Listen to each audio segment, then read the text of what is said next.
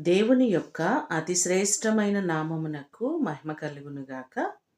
ఈ ఉదయకాలము మీకందరికిని వందనాలు తెలియజేస్తున్నాను. ఈ దినము మిమ్ములను బలపరచు దేవుని మాట. యెహోవా అను నేను వారికి ఉత్తరమిచ్చేదను. యెషయా గ్రంథము 41వ అధ్యాయము 17వ వచనం. ఉన్నవాడైన దేవుడు నిరంతరమును మనకు సమాధానం ఇచ్చేవారు. కీర్తనలు 20వ కీర్తన 1వ చరణంలో చూస్తే, ఆపత్కాలమందు యెహోవా నీకు ఉత్తరమిచ్చునుగాక. దావీదు ఈ మాటలు అంటున్నట్లుగా మనం చూస్తున్నాం.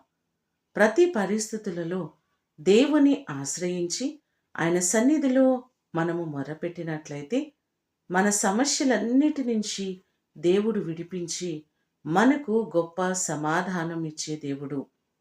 ఆయన మాత్రమే మన జీవితాల్లో అద్భుతాలు చేసేవారు. ఈ మాటలు వింటున్న మీకందరికీ దేవుడు తోడయ్యుండి మీ సమస్యలన్నిటి నుంచి విడిపించి ఆయన మీకు సమాధానమును అనుగ్రహించునుగాక.